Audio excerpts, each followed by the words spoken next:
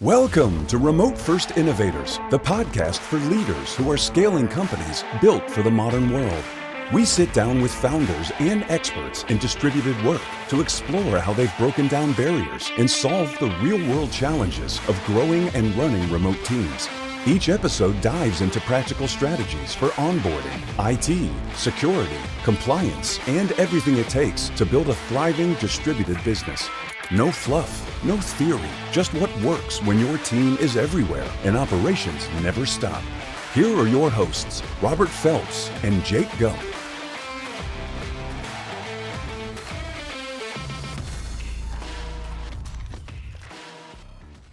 Welcome to another episode of Remote First Innovators.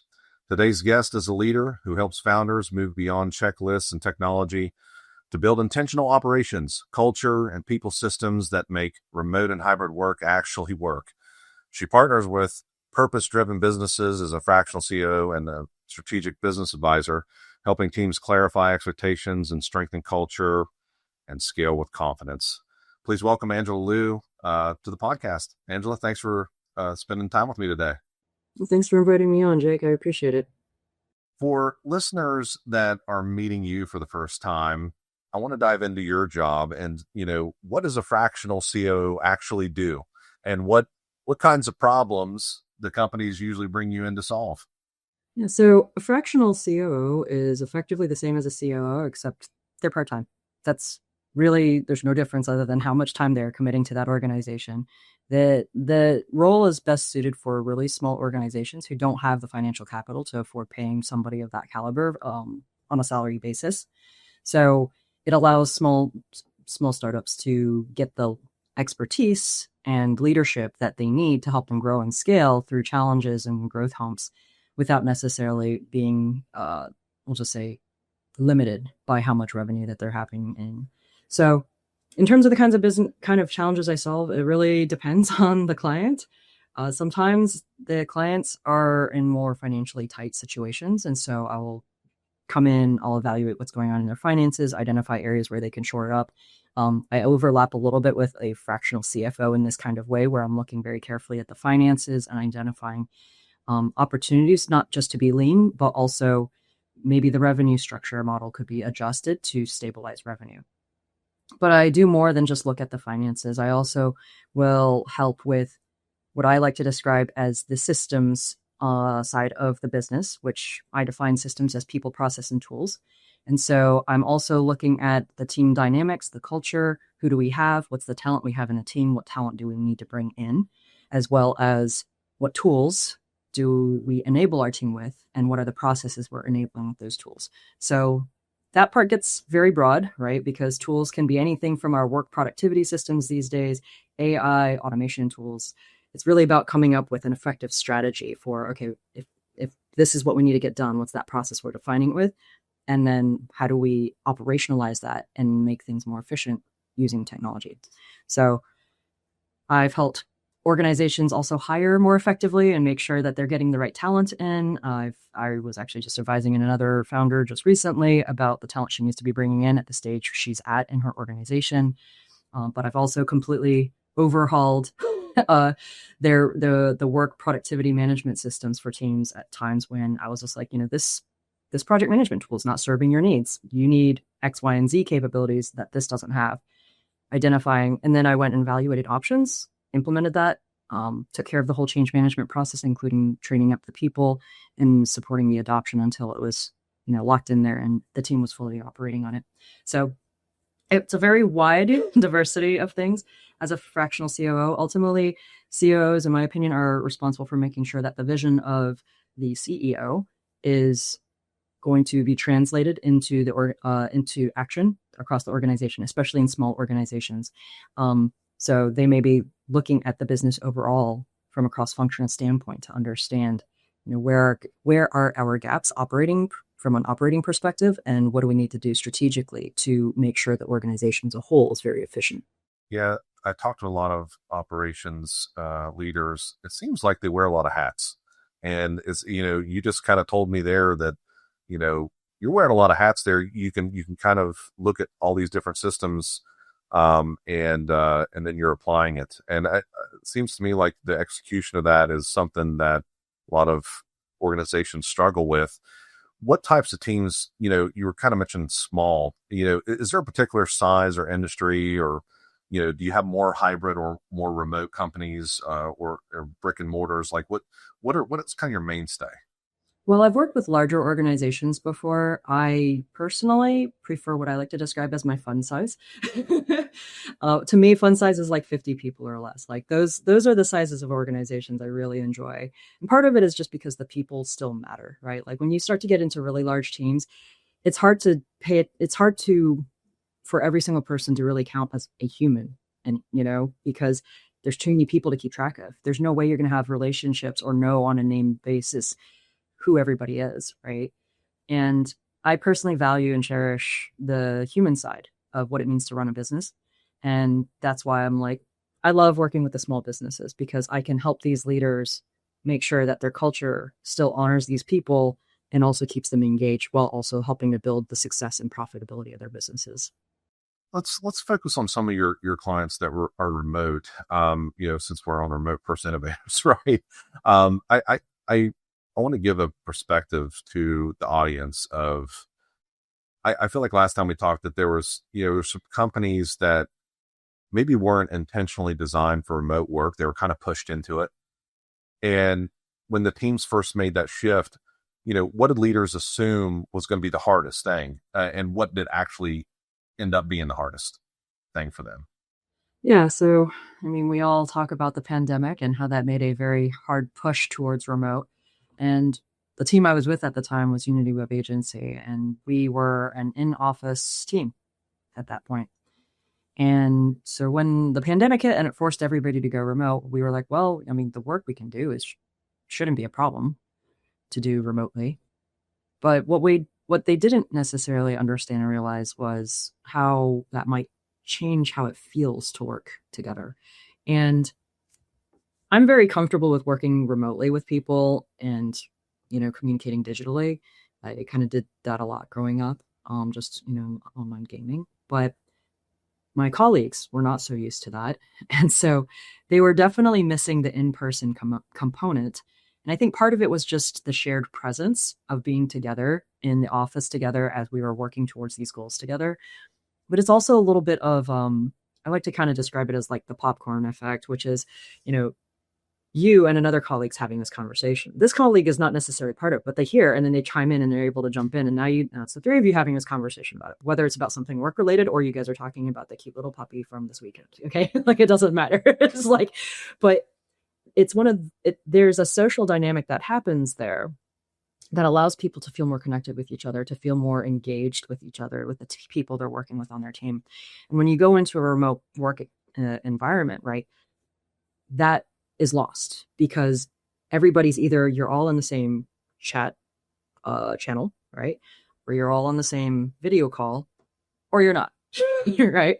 And so somebody might be having a fun conversation in this video chat conference, but the other people are not part of that, right? And so you have to become much more intentional in how are you connecting together to help make sure that you're having that opportunity to sort of have fun and chime in into each other, these different conversation topics and build those relationships. Because ultimately, at the end of the day, we're human, and we feel more engaged when we feel a sense of connection with the people we're working with.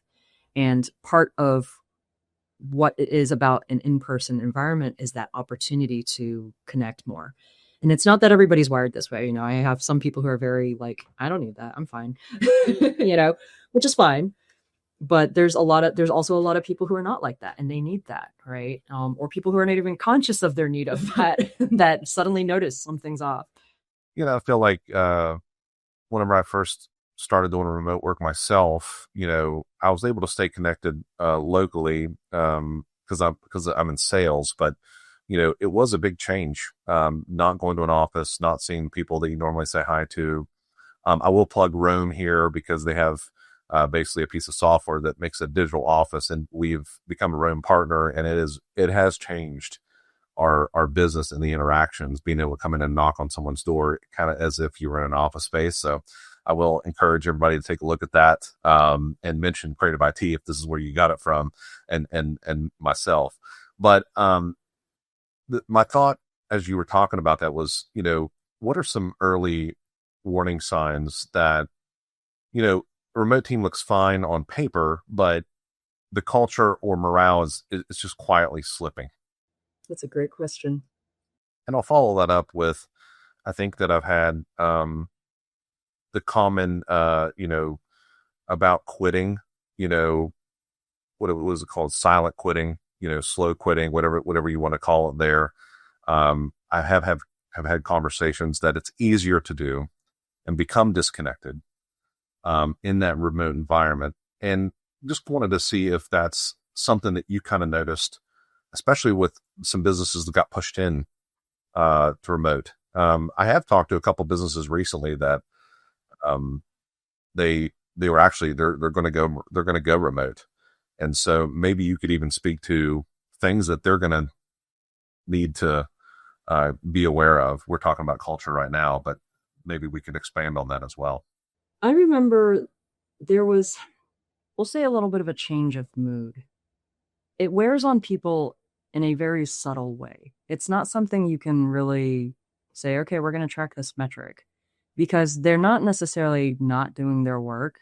It's the spirit with which they're doing that work. That's what shifts, because they're not feeling it. If that persists too long, then you will start to see performance hits. But the early warning signs are really just, you're showing up to a meeting and they're just kind of like, yeah, hey. They're kind of like lethargic, or they're just out of it, or they're just kind of like sad or down or something, Those to me are the early warning signs, and it's not to say everybody's having a great day. It could just be the day, right? But if you're starting to see that pretty regularly, then you should wonder. Me, as the kind of leader I am, if I see a team member kind of seeming like they're a little down or having a cloudy day, I ask, right? Hey, everything okay? And they might be like, yeah, it's okay. I was like, all right, well, you just seem a little, I don't know, like a little out of it or something, just wanted to check in, And I mean, if you have strong relationships with your team members, they'll usually be forthcoming. If you don't have strong relationships with your team, you need to fix that on the cultural side first, because they won't tell you about those warning signs. And even if you ask, even if you notice something, right, they won't share that honestly so that you can actually meaningfully address it. The culture we had at Unity was actually a very strong culture where there's high amounts of trust and respect. So if I asked, hey, is everything okay? They knew I meant it, right? And they knew that I was genuinely curious, because if they did have something going on, I would try to support them. And so those are the things that, if your culture is not already building strong trust and respect relationships where your team members trust you or trust their management to genuinely support them with the challenges they have, they're more likely to just stay quiet and play it off, because they don't trust that you're actually going to be in their court and help them be successful. And honestly, I mean, it takes for every leader, it helps the business be successful if you're interested in trying to help all your people be successful. So there's no reason not to do this. And, last time we had talked, you were mentioning social cues from leadership and how important that was. And, in a remote environment, what behaviors do you think, you were mentioning just, checking in with people, but, what behaviors do leaders need to model first if they want to, a trust and psychological safety for their workers?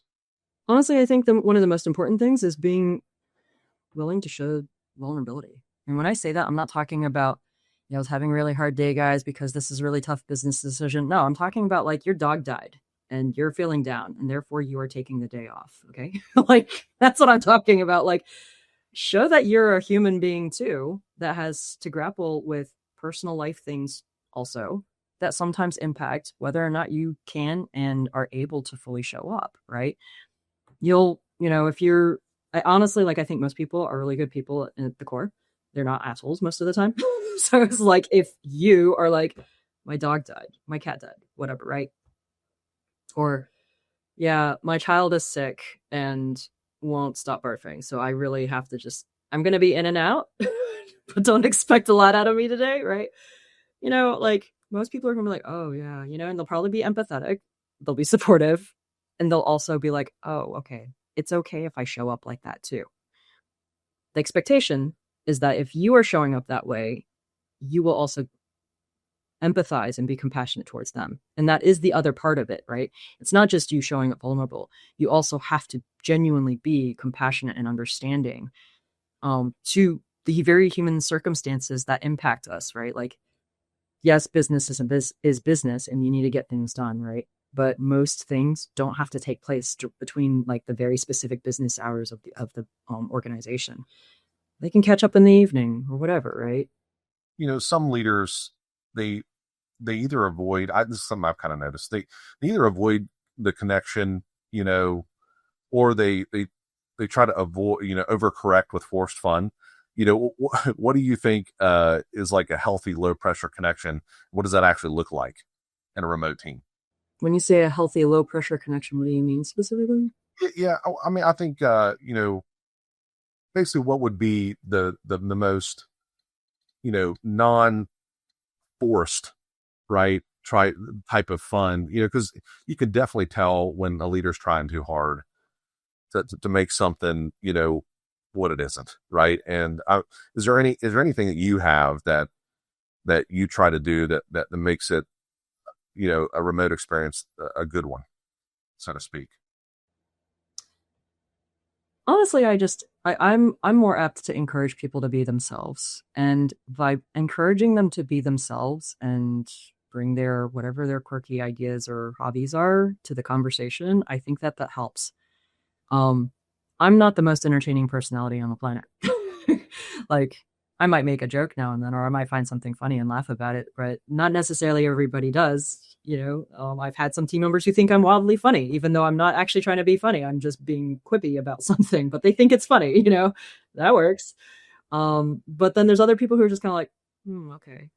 Like they might think I'm being serious if I say something, right? And I'm like, okay, it's going to take some time for them to get my personality. That's fine.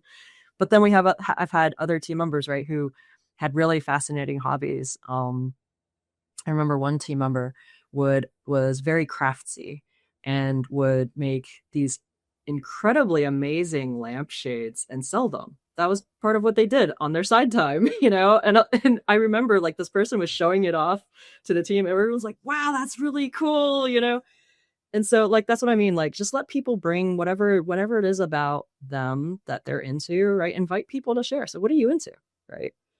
Some people might be like a lot about their pets. Some people might be a lot about their children, right? Some might have very particular hobbies.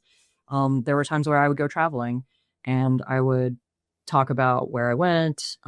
Maybe I'd go hike some giant mountain, and share some pictures, so I think really what it comes down to, right? I mean, fun is good, but what is most important is connection. And you have to be authentic if you're going to be connecting with people, right? So I'm a business nerd. That sometimes feels hard to me because the things I get excited about and want to talk about is business related. And some people are like, boring, right? But I have to think about that, and if there's any other business leaders who are kind of like, yeah, I'm like that too. That's why it's hard to be authentic, right? I don't know. Sometimes I just own it and just say, I'm a business nerd, like for real. Like, I like to just think about these things.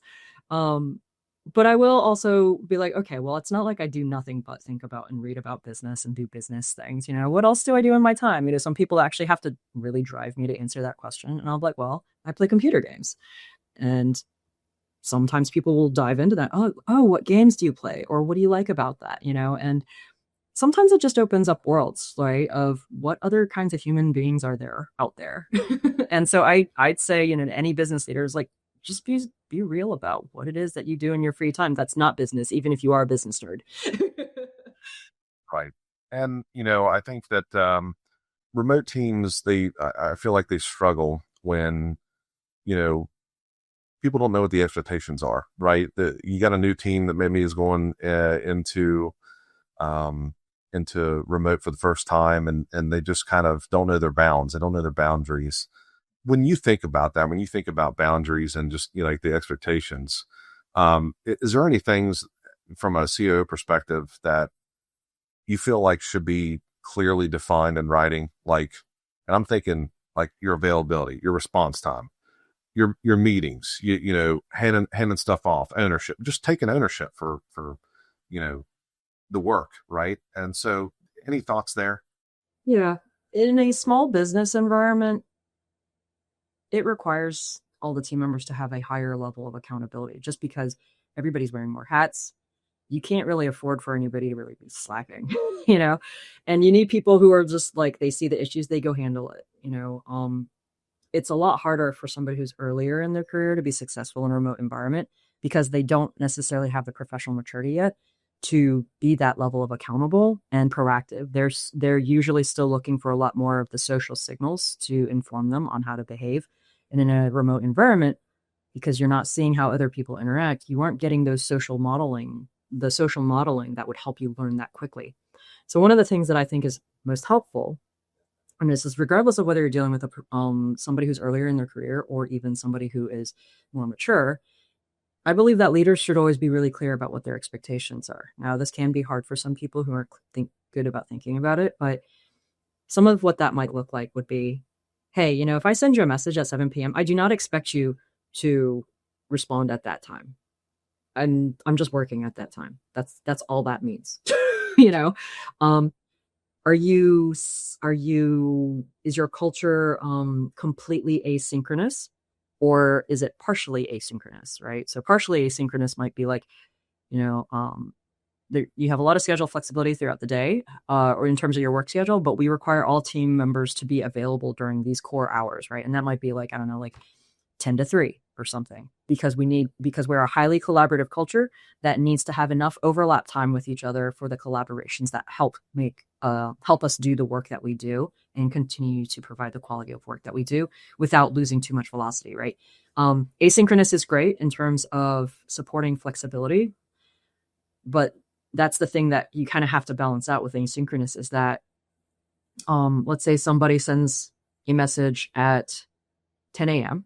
and then the other person gets back at like 8 p.m. Well, that person's no longer there, and then it's going to be the next day. Whereas what if the person sent it at 10 and then the next person responds at 2? Well, that other person can follow up, by 3, right? So there are very real impacts to, we'll just say, velocity because of that. But I don't think you have to do it completely at the cost of, it doesn't have to come at the complete cost of velocity or flexibility, right? As long as you're setting these kinds of expectations. One of the parameters I gave to a team member when I was onboarding one time was, this person was responsible for following up and responding to clients, and they were in a part-time capacity. And the broader team typically worked between the hours of, I think, like 9 to 5, 9 to 4, or something like that. And what I really wanted was I just need you to make sure you've responded to everything in the morning, around noon, and around the end of the day, just 3 times. But, ideally somewhere around there, right? You can wiggle it around a little bit, but, just make sure you're checking around those periods of the day so that there's at least like I said, a certain amount of velocity, and responsiveness, right? And, I think for that particular person, because of the hours that we had with that person, I said, if I was like, at least spend an hour at each of those windows. If you have more than you need, then you have time available to address at any of those windows. That's fine. If you followed up in your next window that you jump on to work, right? So it's not that they had to work more than, say, an hour in the morning in order to make sure they responded to everything. If they prioritized those communications and followed up on some of the other ones by the noon one, that was fine. But I did also give a very clear requirement that ideally we want everything to have at least a minimum 24, be responded to within 24 hours. So I gave kind of like an upper limit of like, you can have that flexibility, but make sure that it doesn't go beyond this point, right? And I think that gave some parameters of like, kind of, I like to describe it as what's the minimum, what's the maximum, right? That gives them that flexibility to understand what their that range is. I like that. I'd like to, pull a scenario for you. So if you had a client come to you and I think a lot of teams are kind of recognizing this. The more and more I talk to more hybrid or remote teams, because of the pandemic, a lot of teams went, remote or hybrid, and then they kind of maintain this hybrid model, right? I've had some companies lately, they basically are, hey, we're going fully remote. There's just no reason to have the expense of the office space and the infrastructure when we can fully do our jobs remotely. And if they hire you on as the COO, what do you feel like is your checklist of the first 90 days that you're going to try to accomplish and communicate to the team and get everybody on the same page as far as this is how we're going to do stuff? Just some thoughts. I mean, obviously, I'll try to give you an industry here. Let's say like logistics, for instance, because I feel like majority of companies that are logistics, you can operate from a laptop, right? You need a phone, you need a laptop, you need your email, right? And you're the COO, and we're trying to push this initiative that we're going remote. What are some quick things that come to mind that you're going to make a priority if you're sitting in that seat? Well, for one, I wouldn't have chosen logistics as a fully remote organization because there's some organizations that I would consider logistic companies actually have people who are working on the ground on schedule shifts. They are moving physical products around, so that's not a remote first type organization. But and that's a reality, right? Not all businesses can be remote, completely remote. But we'll just take say some other knowledge expertise type consulting business, right? Most of the times, a lot of those kinds of organizations can be done fully remote. They don't need to be in person. But ideally, if I had 90 days, ideally I would have an opportunity to see how they've been operating before they go remote. Because what I need to understand is, how is this team used to communicating? How do they collaborate? What are the containers and the interactions that they're having, right? What are the subtle social interactions happening? But also, what are the official interactions happening? And what do they talk about in those spaces? What are the communications that are happening there?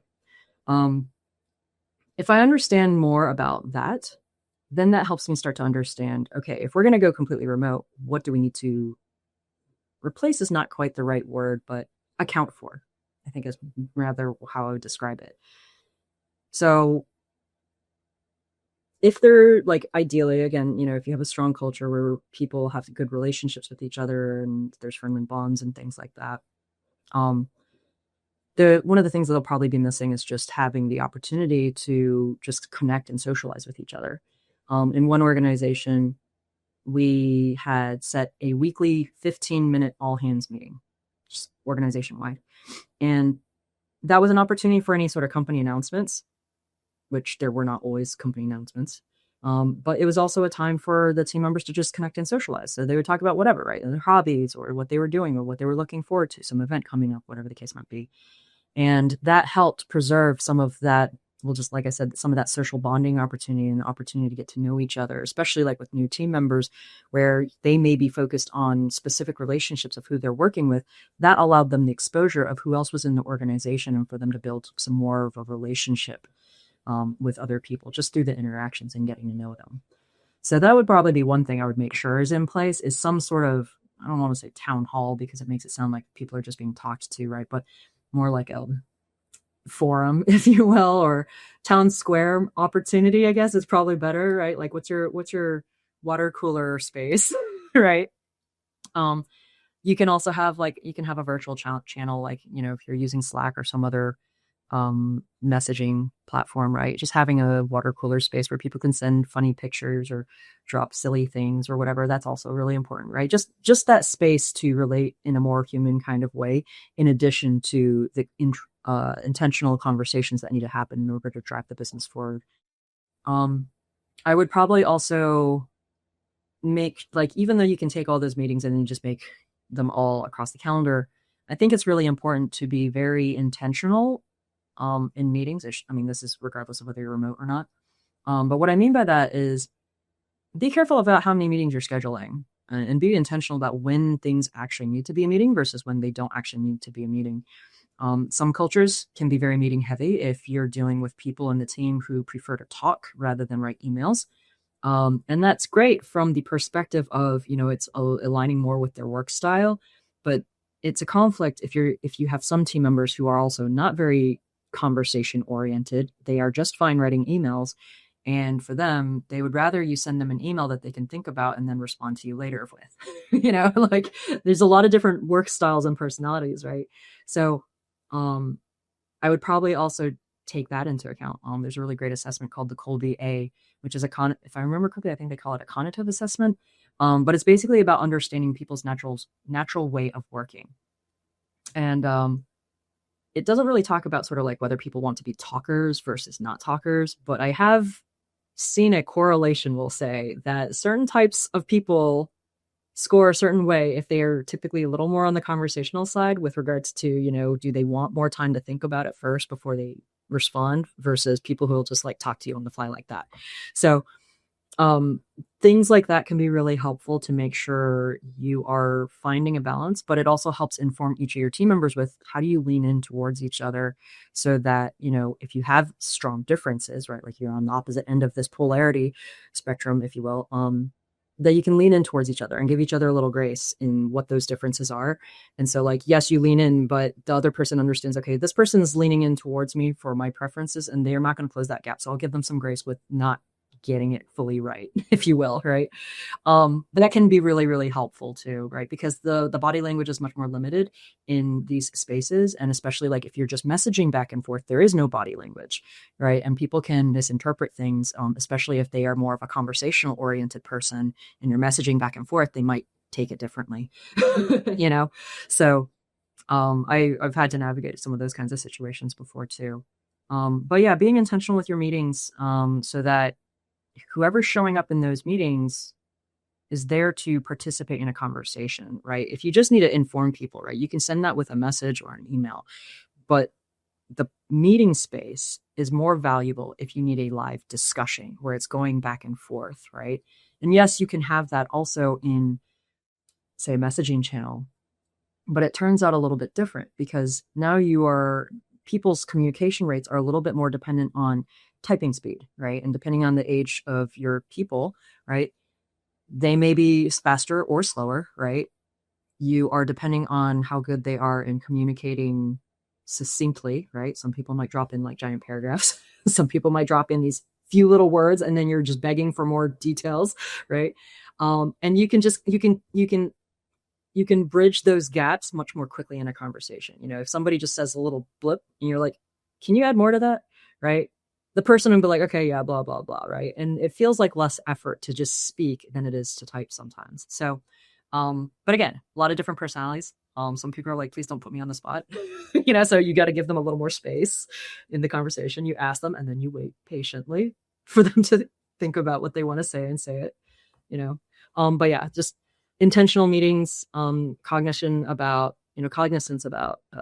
different personalities, work styles, and approaches so that you guys can work together more effectively and stuff. I think all of that's very important. I mean, it's even important in in-person work environments, but I think some of those things would be the things I would be trying to assess and analyze so that whatever that communication and connection and association structure is moving forward is appropriate for the people in the team and the culture. I love that because I think it's very important to establish those like right out of the gate. Hey, I love the thought of the weekly meeting. We have them inside Creative IT. I think it's a game changer. You really getting everybody on the same page, over communicating in some points. And then also it's a chance for the leaders to kind of show their vision and show their, man, our bosses are really into it, right? They're really, this is what we're trying to do this week, or, and I think it gives a chance to share wins and it gives a chance to share struggles, that everybody, undertakes. So I can't speak enough to just those weekly meetings and taking time out. Definitely the Slack channels. I just had talked to a few HR, type, roles, in my podcast, and, some of those, funny channels, we might have to keep the HR people out of those, but it's definitely a good time. And I think that, it's very, very important to just every aspect of a company. Any other thoughts that you can think of? You got a company going remote that has been, traditionally brick and mortar for years. Sorry, I'm not giving you more detail. I think, you can kind of, obviously, easily from your perspective say, man, they need some help here, right out of the gate. They need, they're really weak here. They're really strong here.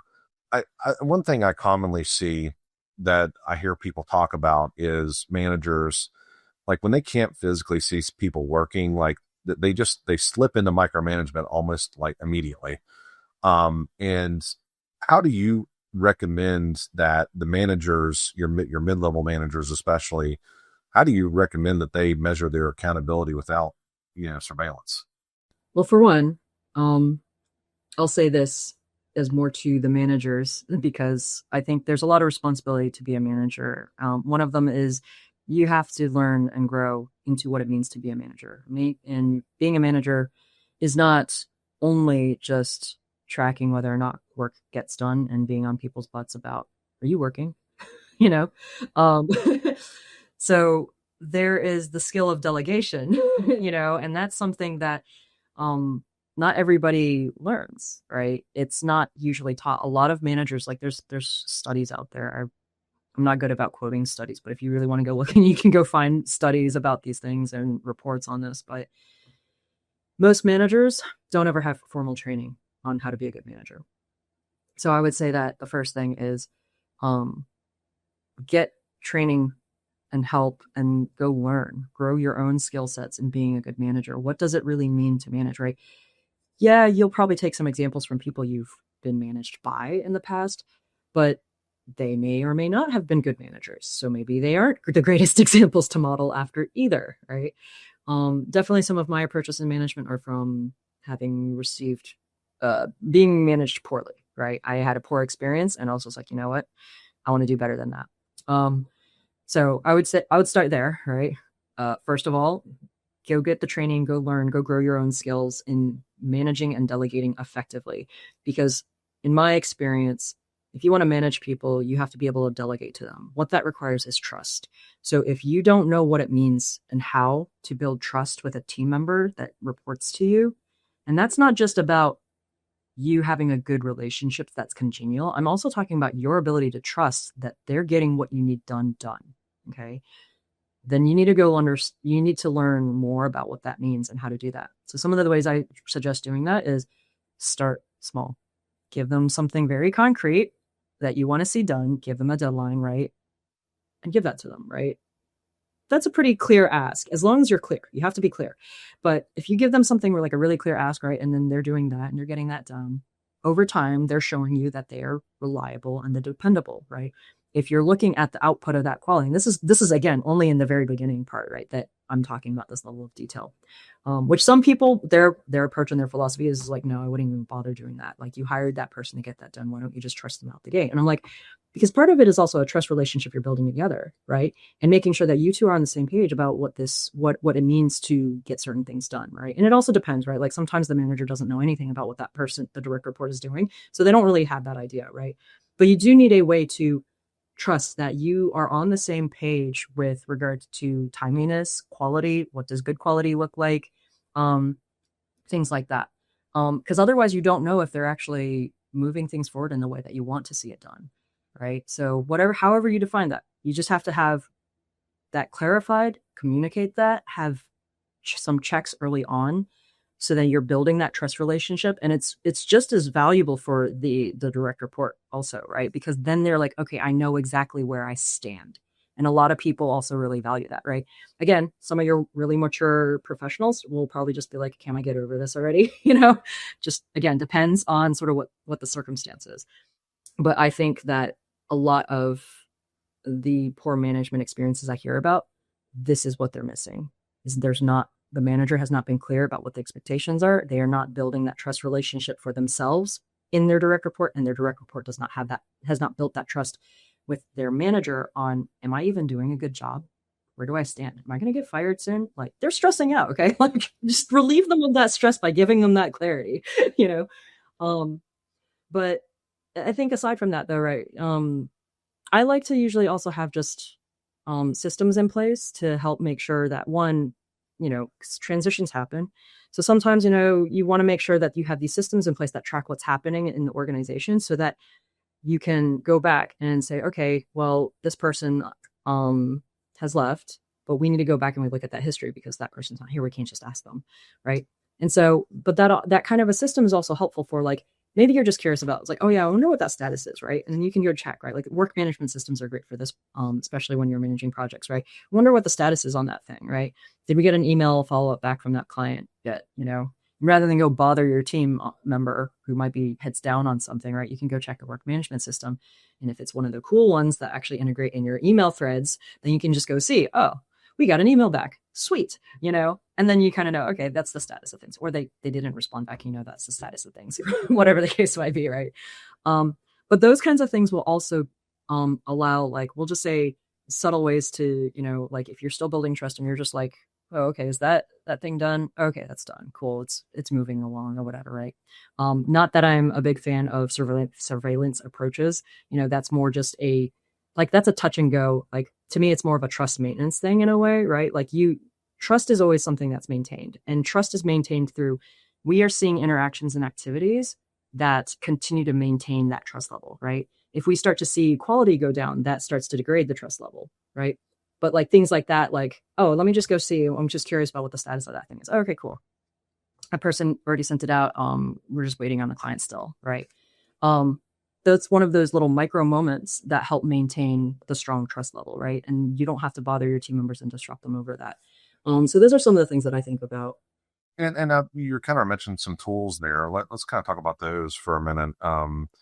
This doesn't have to be remote specific, but I think is there any tools right out of the gate that you would share, being a COO or in as a business consultant that you feel like are kind of non-negotiables that, and then some that you think would really help, a remote first business? Yeah, I would say I'm more focused on tool types than specific tools themselves, mainly just because the tools out there are varied and they're architected differently. And because of that, they have different strengths and weaknesses. What may be the needs of one organization may not be the needs of another organization. So I wouldn't recommend the same tool across the board for them. But some sort of chat-oriented type of tool, kind of like Slack, right?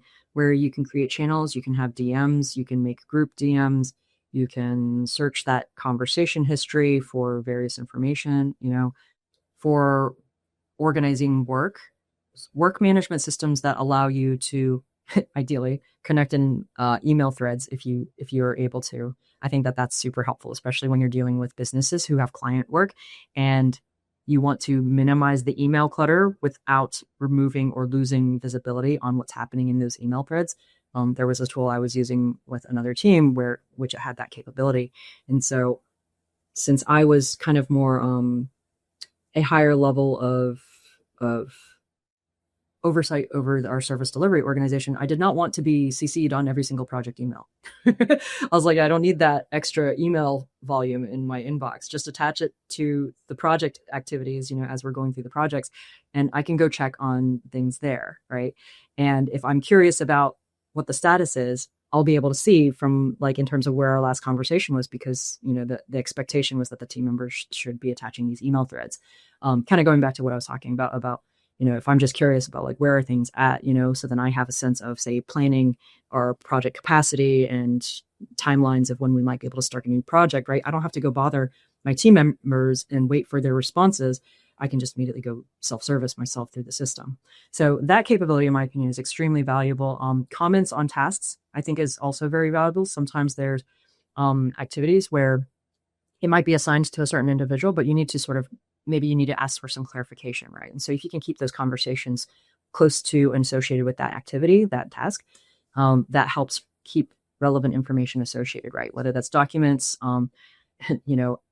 tagging somebody and asking them a question and then getting their response on that thread, right? Those kinds of features, in my opinion, are very helpful to just navigate or keep relevant information together, while also making it easy to go back and reference things if in the past at some point in the future. Depending on the type of business, right? Time tracking could be important. I would say time tracking in general as a business metric is important, but most people absolutely hate time tracking, which I don't blame them. But we'll just say in service-based businesses, it's actually very important because you don't know if you're delivering your projects profitably if you aren't tracking time to them. So it's an important business intelligence metric. but how you communicate around that, how you manage that, and sort of what expectations you're setting about work schedules and hours, that you are asking of team members, right? All those things have to be very explicit and upfront. In terms of other tools or features of tools that I think are important, I mean, obviously email these days and a good video conferencing tool, especially these days, I would say, an AI note taker is helpful because one of the things that helps is allowing people to be more present in the conversations. So the AI will track all that. A lot of the tools these days will summarize them. There are a lot of tools there are actually like at least several that are out there right now that do the AI note taking, joins you in the meetings, gives you a summary, including follow-up action items and key takeaways and things like that. Some of them, not all of them, have video recording also, which can be very valuable, especially if there's a visual component to the work that you're doing, right? Like, say if you're in the creative space and you're showing off a design and you're trying to get feedback on it, and you guys are like, oh yeah, this thing, we want to move that over to like around here, right? If you just had the transcript of that conversation, you have no idea where you need to move that, like what's here? If you're looking at a lot of data together, right? Like, spreadsheet stuff, right? Where you're looking at a lot of data and you're like, okay, let's filter it down to this and then look at just this thing and sort it by this thing and whatever. If you're on a video and you guys are doing these things and then discussing the spreadsheet, and you were able to see what was on there as that's the prompting and impacting the further conversation, right? That can also be very important or very valuable, right? So definitely would say, consider if you are an organization that needs that visual component also recorded for your meetings, because that will impact which tool you move forward with. Zoom's already like integrated a lot of that capability. So I mean, some people you just gotta enable the capability depending on what your tool is. Do you have a favorite? Maybe I know when we talked last, we were kind of talking about the distinction between like task management and like true project management. But do you have any softwares for task management that you particularly like? And then is there any specific project management? I hear Monday.com and ClickUp and a bunch of those mentioned a lot in meetings. But is there any that you like and why? I probably said this to you last time. I'm a little bit of a stickler about what defines a task management tool versus a project management tool. Yeah, it's so several years ago, I was with the team, we were on Monday.com, and I ended up transitioning them off because it did not have the project management capabilities that I needed to manage the projects in the organization. And when I looked at how it's architected, in my opinion, it was a task management tool. And so that's just an example of why I can be a little bit of a stickler about really what is a true project management tool versus a task management tool. One of the things that I think is a differentiator between what I would consider in my own definitions of what a project management tool versus a task management tool is, a project management tool incorporates pretty much all the functions and capabilities that a task management tool does. So it's going to be like, okay, yeah, we can make tasks, we can have dependencies on those tasks, we can assign it, we can have due dates, we can have documents associated with it, comments, things like that, right? Projects, you can probably some capability around what's the budget, what's the burn of the budget, what's our project progress. Usually that one's based on how many tasks have been completed, which is not exactly an accurate representation. But the thing that differentiates a project of what I would consider a true project management tool is whether or not they actually consider capacity. Not all of these tools that people say are project management tools, like Asana, Trello, Monday, they don't have capacity management capabilities. And so one of these teams I was working with, for example, right, they had 3 people delivering on all their projects, and they could have maybe 12 projects at any one time. So you tell me how a tool like Asana that doesn't have any of this cross team member resource planning capability, how is Asana supposed to help these team members actually prioritize between which tasks should they be working on when, for which projects, right? It's only prioritizing, well, you do this for this project, you do this, now you do that, now you do that. But if you have 12 different projects you have to juggle between, and you have, okay, well, I have a project task for like 4 different projects today, but which one should I actually be prioritizing? And which one is it okay if it slips off the calendar today and I do it tomorrow? Yeah, like it's not going to help, right? So I actually moved that team to a project platform called Hive. I still really like Hive. I appreciate Hive. Again, though, as much as I love Hive, I would still be very conscientious about what does that team actually need? What kind of work do they have before actually saying you should go to Hive, right? Like it's not Hive for everything, you know. Um, but Hive had a very well integrated resource planning capability. And when I say that, what I mean was I actually evaluated a lot of different tool options before moving them to Hive. Some of the resource planning capabilities that I saw out there were actually acquisitions that they were trying to merge together. And my past as a software consultant, but also being a power user admin for software tools like NetSuite and OpenAir. I don't think OpenAir is even a thing anybody calls it anymore. I think everybody just knows everything by NetSuite now, but OpenAir was actually this project management capability function that they had acquired, and they were trying to like merge it into NetSuite. But there were these weird little disconnects happening behind the scenes, right? Like from a marketing standpoint, they made it sound like we have all these capabilities. But behind the scenes, as an actual user trying to make real workflows happen and like work for the organization, there were disconnects between time that was tracked in the project management side of the house and how that was getting passed over to the NetSuite side where the accounting stuff was really strong and making sure that the invoices were getting the right time and project approvals and like all this other stuff, right? So that's what happens when you have these software companies that kind of say, we're just going to acquire this and we're going to integrate it in. It's like, okay, but its real architecture wasn't architected with all that and with the they have different architectures, right? And so now you're trying to merge behind the scenes the data models and the database structures and the workflows, and that takes time. And with Hive, because they had architected from the start to think about, we want to make sure that the individual project information can also be centralized into this other kind of view, right? Because I mean, every single project management tool has this information, right? If you're assigning tasks and activities to people and you have estimates on effort and such, right? Every single project management tool has all that information. All they need to do is create this view that centralizes it and frames it in this particular way, but they don't. So that's why for me, I'm like, real project management tools will do that, and it should be very seamless. Like you shouldn't have to worry about some weird disconnects. Some of the solutions out there, I remember I was looking at one solution where I was like, this makes no sense. Why should I have to hit like a refresh button to make sure that the resource planning view has the updated project information? Why is this not like live updated? So yeah, so just weird stuff out there sometimes like that. But I mean, I think I have a little bit more of we'll say a pickiness, right? I can be a little more particular just because of my background as a software consultant and being somebody who's also been responsible for tech implementations across organizations and things like that, and having to help fight those companies or figure out workarounds in the workflows within the structure and architecture. I feel like you're speaking to anybody listening in. They're feeling the pain. Because that's just a common. Especially when you get into when a company acquires another company, and it can be challenging to navigate being in IT and your tech stack.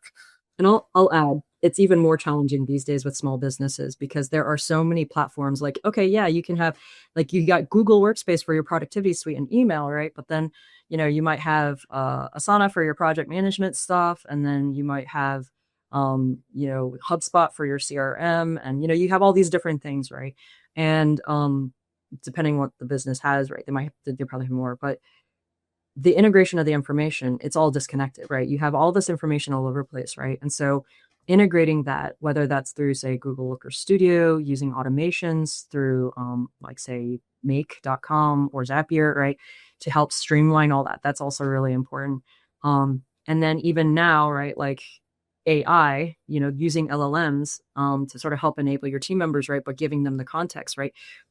That's going to be another challenge that a lot of organizations are going to have with this fragmented tech stack thing happening, right? So there are some things out there.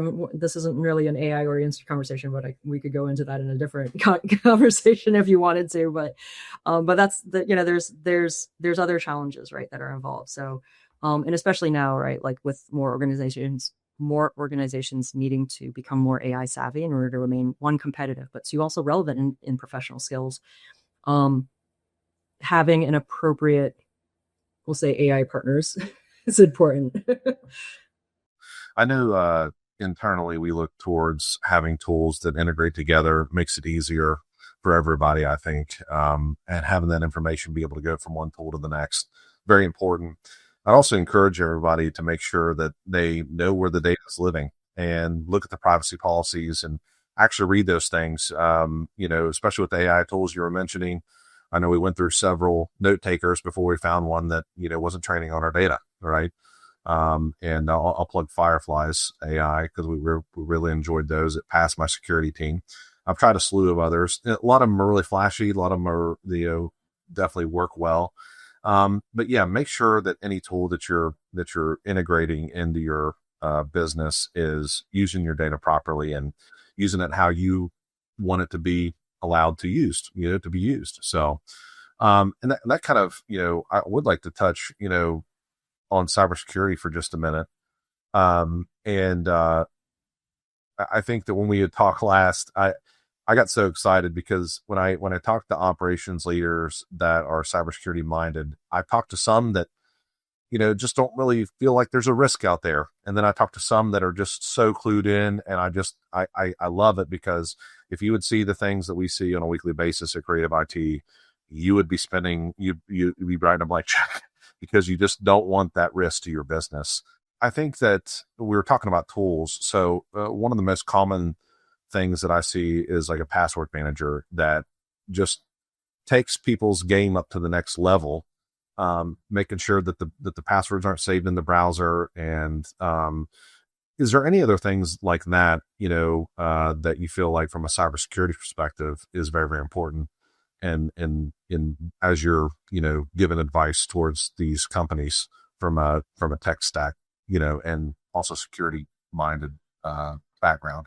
So having a password manager should be a non-negotiable for any organization that's working remotely. But even if it wasn't remote, even organizations that are in person, just simply because so much of our work happens digitally, every business, no matter whether they're working remote or not, should be using password management in some sort of form or fashion.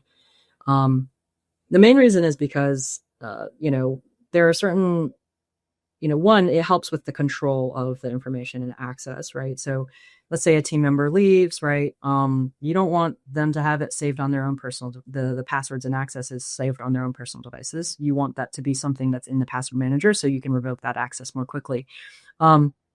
And I talk about personal devices mainly because a lot of small businesses and especially startups do not have the funds and the capital to be able to provide their own technological devices to their team members. So a lot of team members are working in a BYDOD, which means bring your own device kind of circumstance. So they are using their own personal devices. And so if you provide them something like 1Password, which is the password management tool I have enjoyed for the last few years, it makes it really easy to give them access to accounts. Like when they first come on board, you immediately give them access to all these accounts because you assigned that to them through the 1Password management system. But also if they roll off, you can quickly and easily revoke that as well. From a security standpoint, I don't think most people realize that the browser passwords, like if you save it in Chrome or Firefox or whatever, those things are not encrypted. They're just hanging out on your desktop. Anybody could if somebody got onto your computer system, your computer got breached in some particular way, they're able to access that information pretty quickly and easily if they want to. Some of them have gotten a little bit better, right? Trying to lock it behind, you have to log in before it'll show you that stuff. But a lot of times those files, I think maybe I need to go back and check, but sometimes those files are just stored on your computer. So again, not very secure. Stored in plain text, able to export in a matter of seconds. So it's just kind of like, okay, that's not secure. But really the weakest link in cybersecurity is always the people, right? And the reality is cybersecurity training and understanding what phishing attempts might look like and understanding what that social engineering kind of looks like is actually really important for all team members to learn about and understand. And it's not just for the business's sake, it's also for their own sake, because most of the time, I would say a lot of the breaches that happen are not because somebody was gunning for that particular organization. It was just because oh, look, we got our hooks into somebody. Let's go see where this rabbit hole goes. This is what happened to LastPass, if I remember correctly. LastPass, which is also another password management system, they got hacked. And it wasn't because LastPass's security protocols were weak. It was because the individual employee at LastPass had gotten their personal stuff compromised from them not, being, they got compromised anyway, but they got compromised, and through their access to LastPass's stuff, the bad actors were able to get into the LastPass system. Now, apparently, LastPass had some other security protocols in place that help make sure that anybody's passwords that are stored with them are, also very secure. But still, right? That's not the kind of press you need to have if you're a cybersecurity company, right? So, I would encourage, like, all businesses, remote or not, also, again, right, like, make sure you're taking the time to help people understand how to protect themselves digitally. This isn't going away, and it's only going to get more imperative for everybody to become better, especially with AI and bad actors also using AI to help make their social engineering attempts even more realistic. I actually just saw an email recently, not email, it was an article of, it was a business owner who, maybe it's a LinkedIn post. Anyway, a business owner had an email had been forwarded to, I think, the accounting team that looked like it was an email that the founder had sent saying, yeah, we'll pay this or whatever, right? And so they were trying to trick the accounting team to wire money to the bad actors, right? Now, thankfully, that person's accounting team saw something kind of questionable, whatever. Anyway, but it was flagged, and the money was not wired out, right? But having good policies in place, such as, if you see, like, anything that relates to, say, payment, for example, because a lot of this always turns into money, right? But any payments or payment requests that come through a non-company email address should be significantly scrutinized and doubted, right? Like, if you see any team member's name, even if you see another team member's name and it looks like it was part of some password email, go confirm with that person personally to make sure they actually sent that email, right? That should be policy anyway, right? And larger organizations already, I think, have those kinds of policies. They have a lot of structure in there, right? But smaller businesses are the ones that are most susceptible because they don't have most of their structures and policies laid out yet. A lot of the times founders don't know what they're doing when it comes to running a business because they've never run a business before. That's one of the reasons I do what I do. I like to help them be their business brain and be like, here are all these other things you need to be thinking about. We need to get these things in place for you, and they're just like, oh, because they're only thinking about what do they sell and how do they make that money, which is good. Just there's more to it than that. Yeah, I would say that those are probably some of the key things, right? Make sure you have policies that support, some checks and balances, right? Don't make it too overly red tape. Nobody wants that, but still make sure you put something in place to question and scrutinize, and then make sure your cybersecurity training is regular, especially as technology is evolving, right? Somebody should be keeping an eye out on that. Another thing, especially when it comes to AI, right? Make sure you have a clear AI policy, and how should your data be handled if they are going to leverage AI, right? Like, that one's less bad actors trying to get everybody's login information and rip off the company and get money, right? But it is a different aspect of cybersecurity that I think needs to probably have a little bit more elevation for those who are not paying attention to that space. Usually, is that there's also the security of the data of the organization, right? Like your client's data.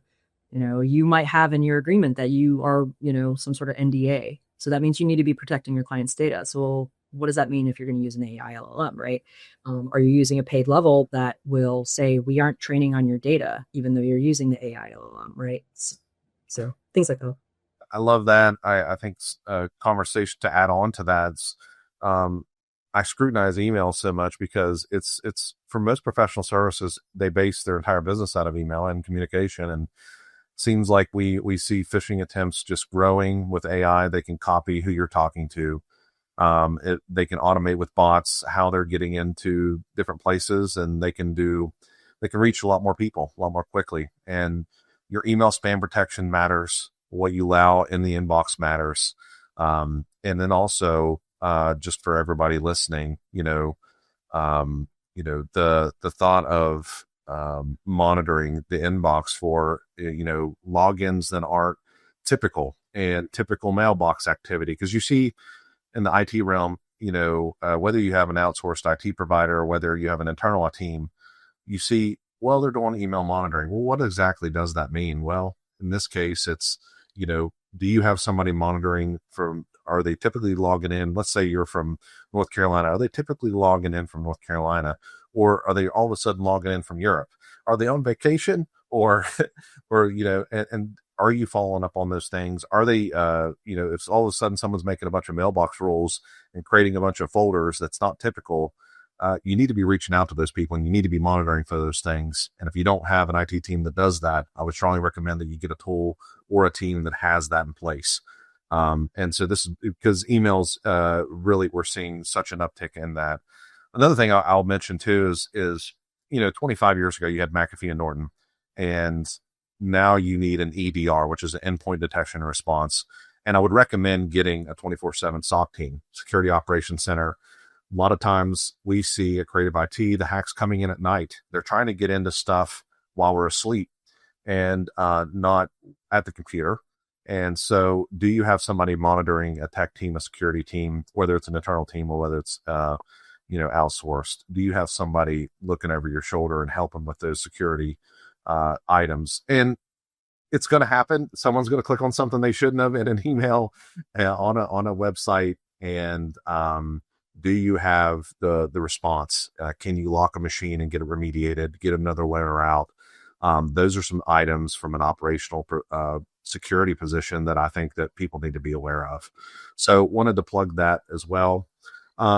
Kind of want to wrap this up, Angela, and kind of just, I always like to ask the people that come on the podcast a little bit about how they got to where they're at. And it's always funny because I just think it's silly because a lot of people, when they think about their childhood, I always like to ask, did you think that you'd be where you're at now when you were growing up?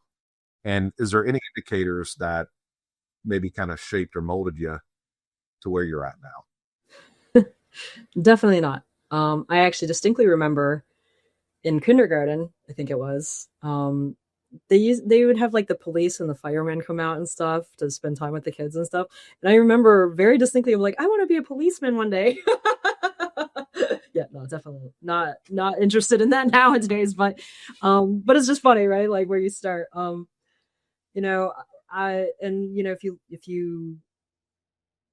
if you looked at everything else that I was doing throughout my life, I'm not sure it would have ever been clear that this is where I would have landed. Like, I mean, I loved learning languages when I was in a high school and college, right? I even considered being a linguist at one point. I was strong in math and science. I got into the College of Engineering directly for university when I went to college, and ended up majoring with industrial engineering.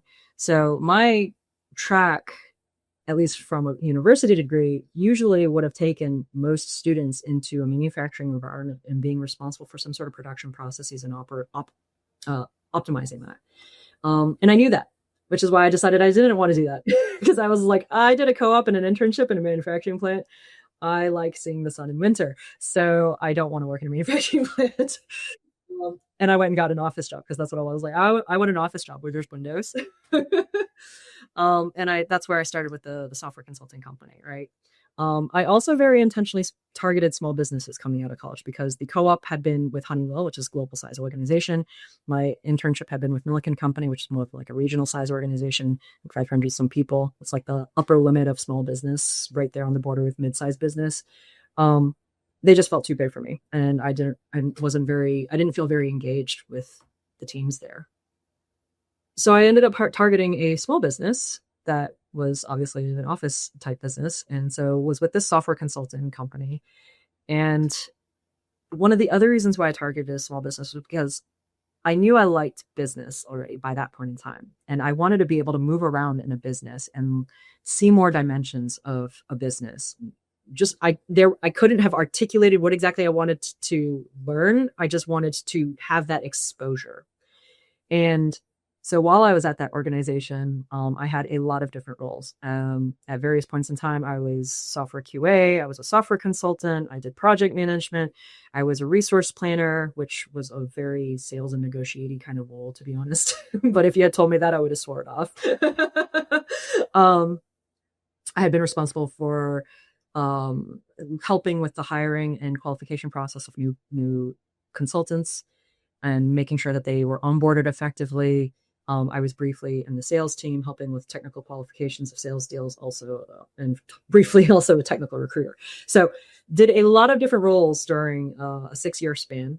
Also had a role at one point where I was helping with part of the organization had gotten acquired, and so I was actually helping the manager who was coming in over our business unit, with some of the integrations of that acquisition merger. So, did a lot of different things, got a lot of exposure. I definitely got what I wanted out of it, but it gave me the insight and the very holistic understanding of what does it really mean, what's going on when a business is running, all the different components. I had to work with the accounting team and the sales team in different capacities, depending on sort of what my role was also, right? So even though I didn't have those responsibilities, I started to understand what that entailed. And later went to another organization, right, where I got to synthesize all that. In that organization, I was responsible for the finances because it was an even smaller business. That last business, when I first joined them, was like 30 to 40 some people, and then it grew to like 100 plus some people sometime during that period. But I decided I wanted to go even smaller when I was going into my next opportunity, and so I joined I think I was like number 5.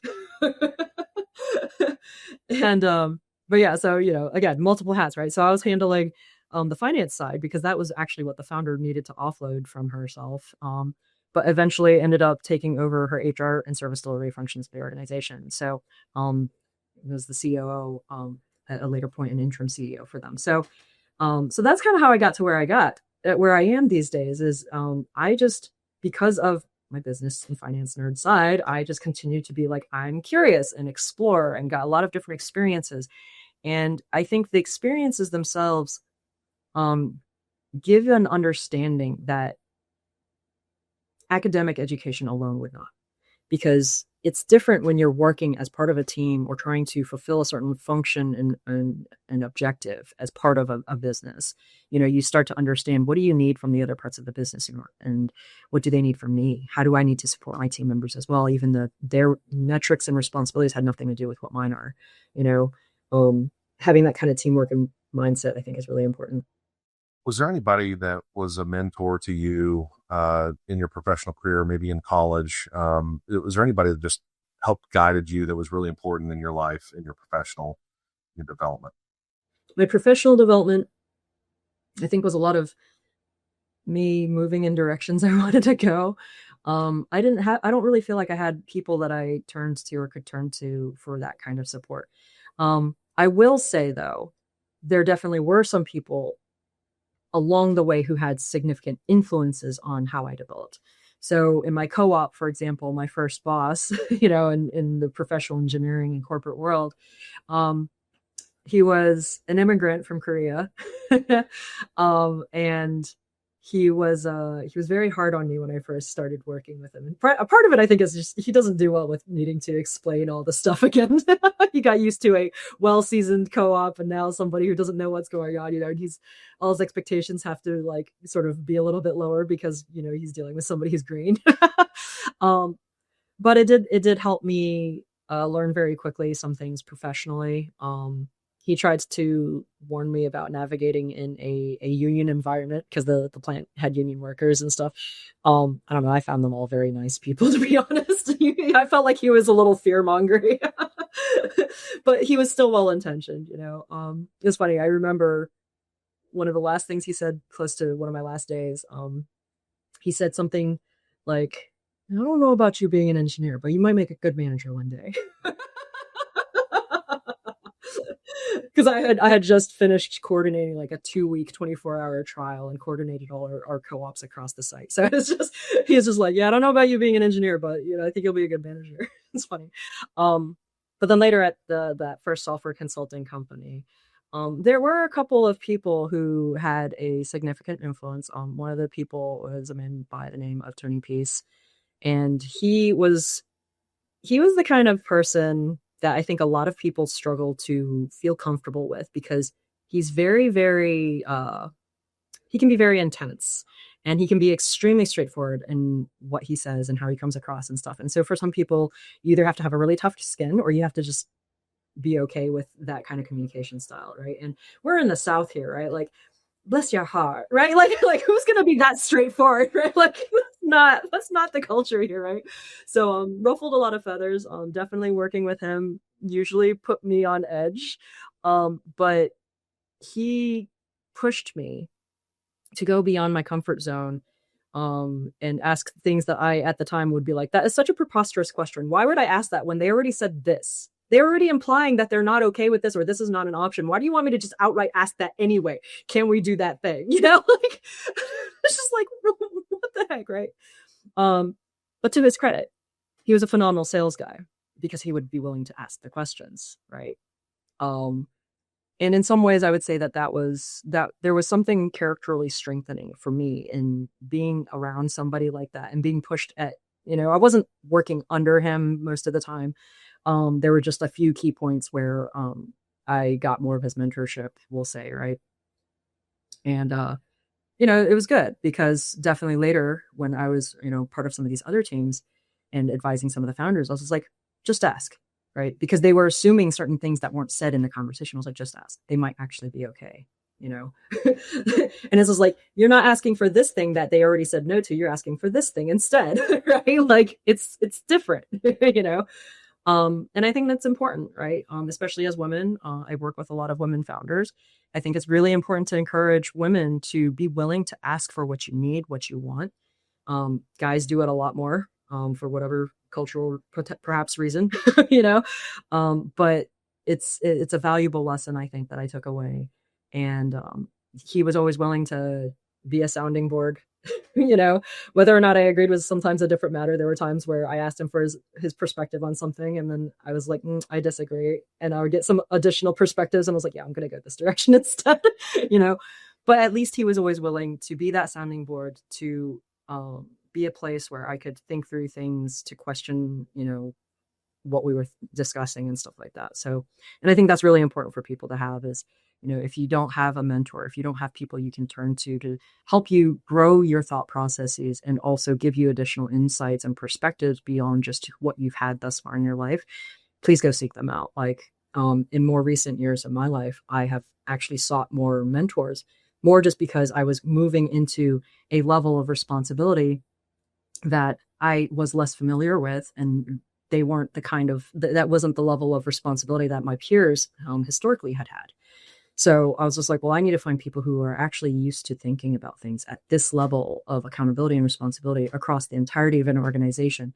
But then there's also the matter of value alignment. You need to be value aligned with whoever those mentors are, right? So do they share in the same values? Because your values will guide the decisions you make, especially because nobody has a playbook of, this is exactly what you're supposed to do every single time. Like there's a lot of unknowns that every single business owner and leader has to work with.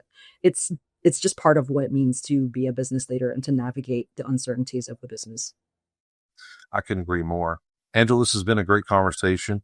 I appreciate you being grounded and people first and your perspective with operations and leadership, and like to have you back on. We'll catch up maybe in a year or so and see where you're at and see what kind of new business you're helping and where you're at in your career, if that's cool with you. Yeah, absolutely.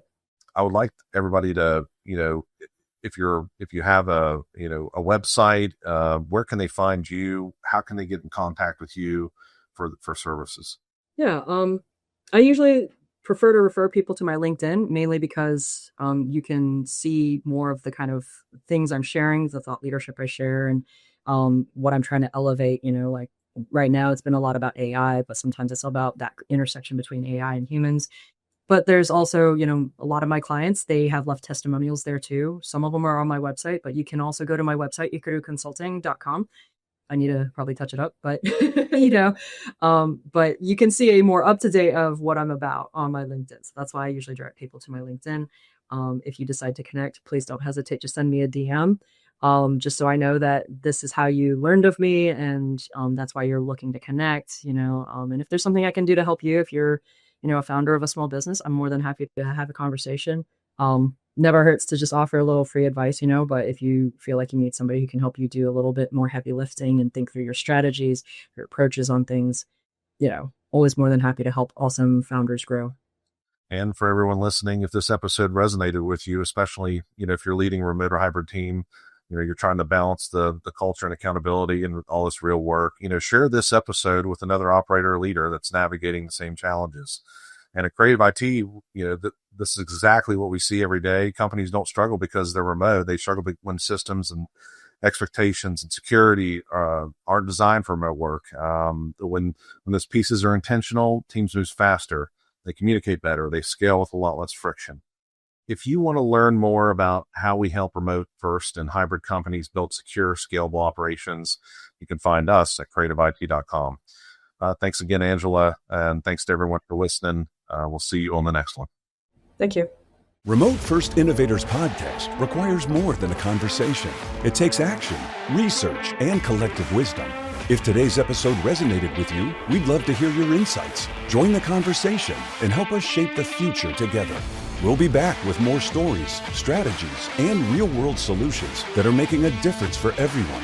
In the meantime, be sure to subscribe, rate, write a review, and share it with someone you think would benefit from it too.